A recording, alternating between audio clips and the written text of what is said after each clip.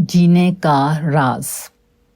ایک مسلمان لیڈر نے وزیر اعظم اندرا گاندھی کے نام ایک خط لکھا۔ اس میں انہوں نے یہ شکایت کی کہ مسلم اقلیت کے ساتھ ہندوستان میں ظلم اور امتیازی سلوک کیا جاتا ہے۔ انہوں نے دھمکی دی کہ اگر اس صورتحال کو ختم نہ کیا گیا تو ان کی پارٹی ستیہ گرہ شروع کر دے گی۔ اس کے جواب میں مسز اندرا گاندھی نے مکتوب نگار کو جو خط لکھا اس کا ایک جملہ یہ تھا: No minority could survive if their neighbors of the majority were irritated. کوئی اقلیت زندہ نہیں رہ سکتی اگر اس کی پڑوسی اکثریت مشتعل ہو۔ ہندوستان ٹائمز، 21 فروری 1983۔ اگر بالکل غیر جانبدار ہو کر دیکھا جائے تو وزیر اعظم اندرا گاندھی کا یہ جملہ صورتحال کی نہایت صحیح ترجمانی ہے۔ نیز اسی کے اندر مذکورہ مسئلے کا حقیقی حل بھی چھپا ہوا ہے۔ موجودہ دنیا میں ہمیشہ ایسا ہوتا ہے کہ مختلف اسباب سے ایک دوسرے کے خلاف ناراضگی کے اسباب پیدا ہو جاتے ہیں۔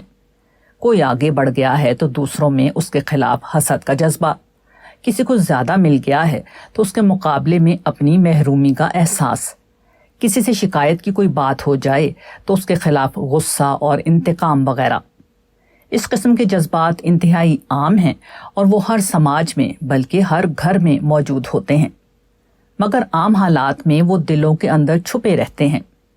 لوگوں کی روزمرہ کی مصروفیات بھی اس کے ابھرنے میں رکاوٹ بنی رہتی ہیں، لیکن اگر کوئی غیر معمولی واقعہ پیش آ جائے تو یہ جذبات ظاہر ہو جاتے ہیں۔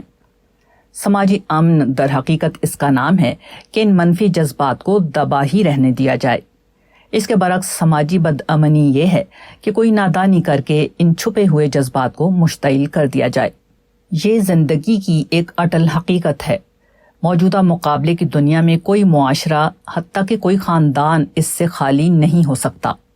ایسی حالت میں زندگی کا راز صرف ایک ہے، وہ یہ کہ صبر اور حکمت کا طریقہ اختیار کر کے دبے ہوئے جذبات کو دبا رہنے دیا جائے، ان کو ہر قیمت پر بروئے کار آنے سے روکا جائے۔ زندگی کا یہی راز ہے جس کو ایک مفکر نے ان لفظوں میں بیان کیا ہے: اس دنیا میں ہر آدمی کے پاس ایک وسیع قبرستان ہونا چاہیے جس میں وہ لوگوں کے قصوروں کو دفن کر سکے۔